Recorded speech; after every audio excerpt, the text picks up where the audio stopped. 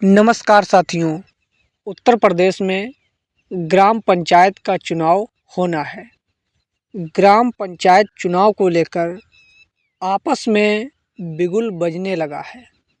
जितने भी मतदाता हैं उनके मन में भी नए से नए विचार आने लगे हैं। साथ ही साथ जो नए कैंडिडेट्स आना चाहते हैं, नए प्रत्याशी मैदान में उतरना चाहते हैं, उन्होंने भी मन बनाना शुरू कर दिया है और तैयारियां भी शुरू कर दी हैं। लेकिन हर एक प्रत्याशी यह जानना चाहता है कि इस बार ग्राम पंचायत चुनाव के लिए कौन कौन से आवश्यक दस्तावेज मांगे जाएंगे।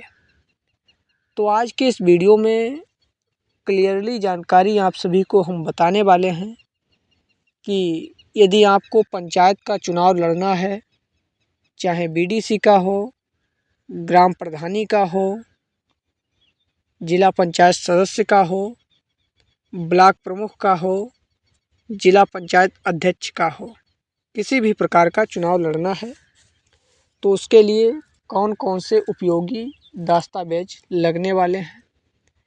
साथ ही साथ सबसे बड़ा क्वेश्चन आप लोगों का है कि चुनाव होगा कब, ये भी बात जानना आपको ज़रूरी है।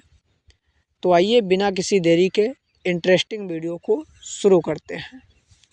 साथियों, बात करें उत्तर प्रदेश में पंचायत चुनाव की, तो 2027 में विधानसभा का चुनाव होना है।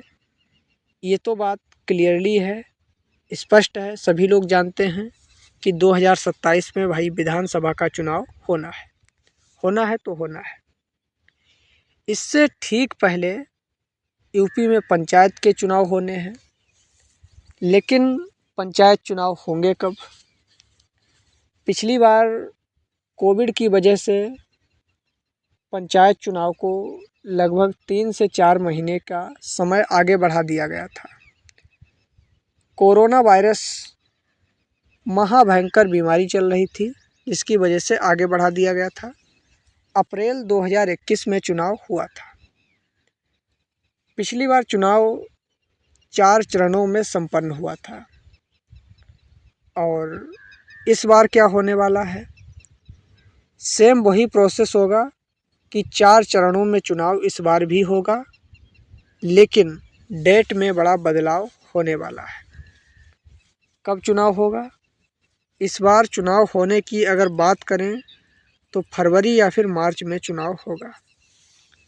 थोड़ा बहुत अंतर ज़रूर रखा जाएगा। वैसे होना तो नवंबर दिसंबर में चाहिए, 2025 के लास्ट महीनों में, लेकिन नहीं, जो है 2026 में ही चुनाव होगा और 2026 के शुरुआती महीनों में होगा। तो समझ में आ गया होगा कि चुनाव कब होगा। अब बात कर लेते हैं दस्तावेज की, एलिजिबिलिटी की।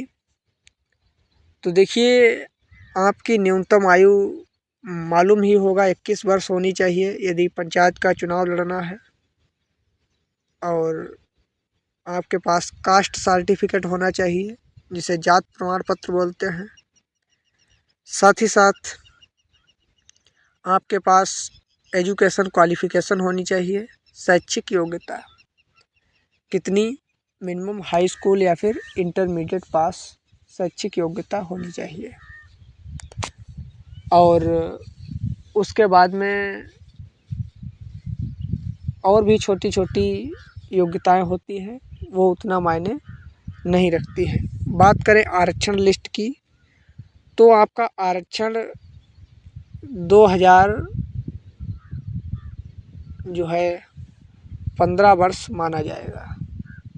2015 में जो आरक्षण लिस्ट था उसी का बेस मानकर इस बार भी वही प्रक्रिया होने जा रही है, ये मान के चलिएगा। तो समझ में आ गई होगी जानकारी कि आपके लिए कौन कौन से आवश्यक दस्तावेज लेंगे और यूपी में कब चुनाव होगा। पूरी जानकारी को क्लियरली समझ लिया होगा। तब तक के लिए आपको धन्यवाद।